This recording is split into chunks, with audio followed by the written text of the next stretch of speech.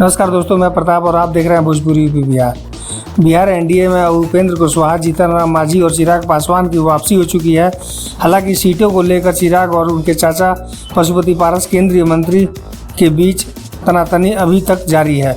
NDA में इस तरह की खींचतान से बीजेपी को नुकसान हो सकता है, लिहाजा बीजेपी ने चाचा भतीजे की लड़ाई को पटाक्षेप कर सूत्र निकाल लिया है और लोकसभा चुनाव 2024 के लिए बिसात बिछाने लगी है। मोदी विरोधी दल एकजुट हो रहे हैं तो एनडीए का भी दायरा बढ़ रहा है।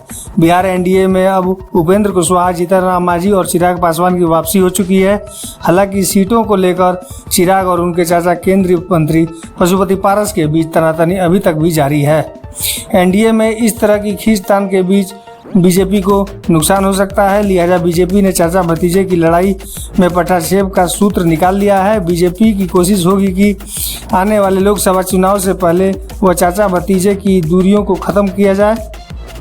चिराग और पशुपति पारस की ओर से भी अब तक एक दूसरे पर वो आक्रामकता नहीं दिखाई देते। हालांकि चाचा भतीजे में जिस तरह की तनातनी दिख रही थी उसमें एनडीए की बैठक के बाद थोड़ी कमी आई है। चिराग ने पशुपति पारस के खिलाफ बोलने से परहेज करना शुरू कर दिया है तो पशुपति ने भी अब शब्दों पर लगाम लगाकर रखते हैं। दोनों के बीच अब सिर्फ सीटों के लेकर मनमुटाव देखने को मिल रहा है। बीजेपी के पास इसे खत्म करने की भी बेहतरीन प्लान है। बीजेपी फार्मूला आर के जरिए चिराग और पशुपति को साथ लाने में कामयाब रहेगी। दरअसल बीजेपी ने पहले से ही बिहार के एनडीए में इन दोनों घटक दलों के लिए सीटों की संख्या निर्धारित कर दी है।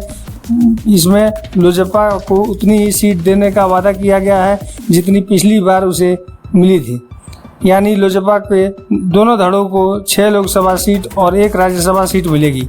चाचा भतीजे को इस पर कोई आपत्ति नहीं है, लेकिन सीटों को लेकर दोनों में तनातनी जारी है।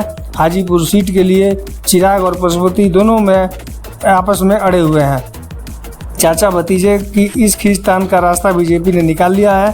सूत्रों से मिली जानकारी के मुताबिक पशुपति पारस को राज्यसभा के रास्ते दिल्ली बुलाया जाएगा, जबकि चिराग को उनकी मर्जी के मुताबिक हाजीपुर सीट दी जाएगी।